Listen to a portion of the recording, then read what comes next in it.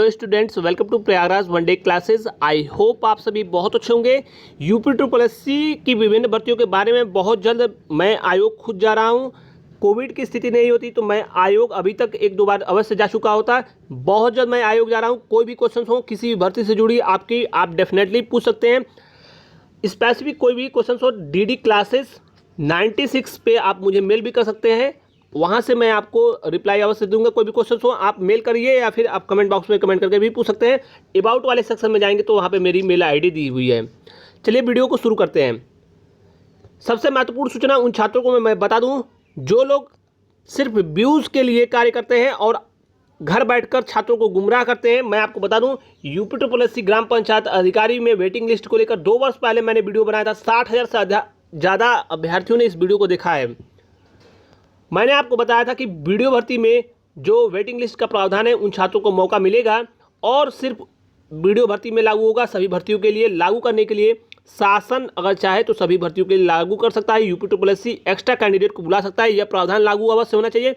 कई ऐसे छात्र हैं जो अपनी विभिन्न पदों पर ज्वाइनिंग होती है लेकिन छोड़ देते हैं, ज्वाइनिंग नहीं करते हैं। 1-2 नंबर से जो वंचित छात्र हो जाते हैं उनको मौका नहीं मिलता है, पुनः भर्तियाँ अगली बार जुड़ जाती हैं तो वह छात्र नुकसान उनका होता है। वर्षों तक इंतजार करने के बाद अगर सीटें खाली रह जाएँ, रिक्त हो जाएं तो अवश्य जो 1-2 नंबर से कम जो वेटिंग लिस्ट है अगर उससे फ़ायदा हो सकता है उन छात्रों को तो अवश्य होना चाहिए। लेकिन ये शासन के ऊपर निर्भर है, अफवाहों में आप मत पड़िए।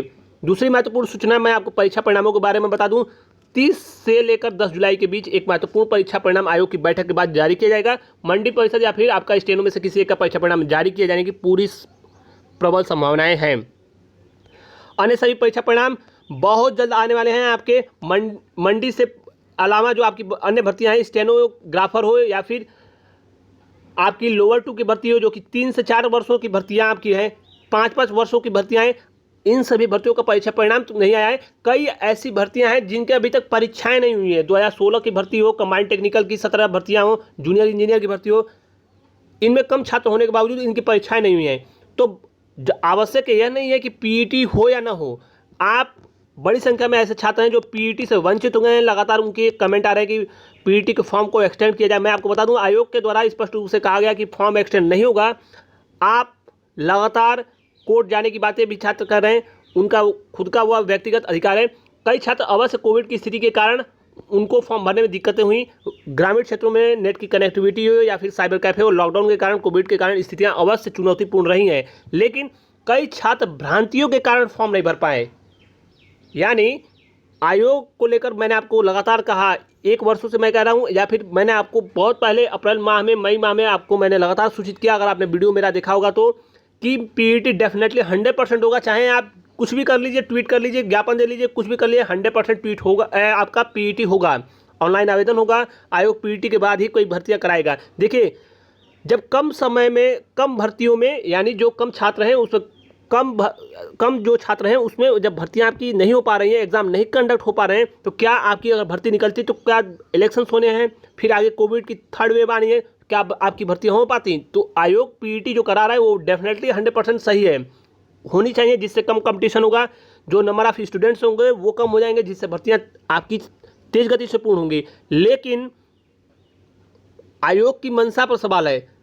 आयोग को भर्तियों को तेज करना चाहिए जिससे जो छात्र आपके वंचित हैं उनको अवश्य मौका मिले और जो छात्र कई वर्षों से तैयारी कर रहे हैं उनमें भर्तियों को रफ्तार मिले।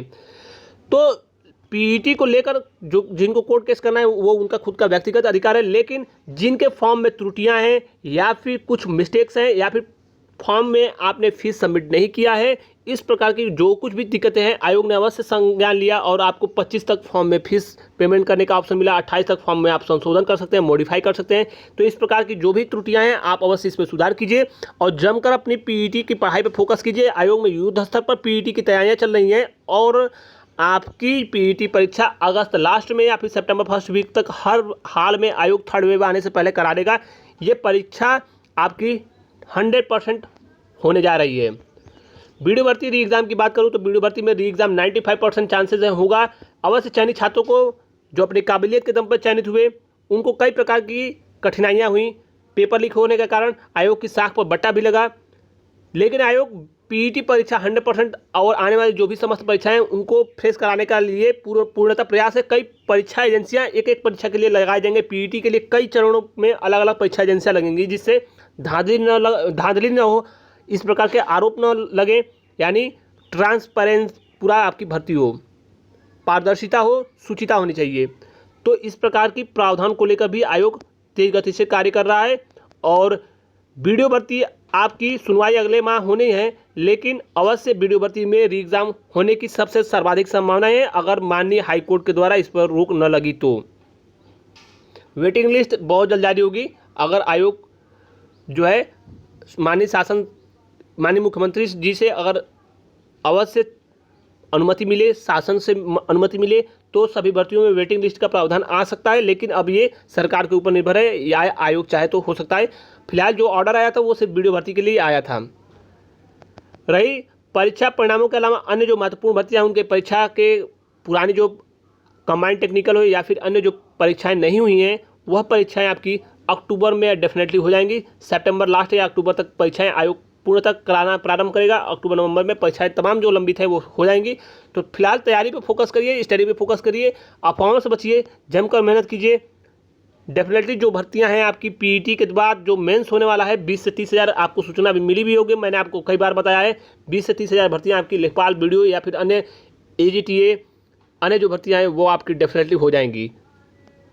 यह थी महत्वपूर्ण सूचना। मिलते हैं नेक्स्ट वीडियो में। ऑल द बेस्ट, जय हिंद।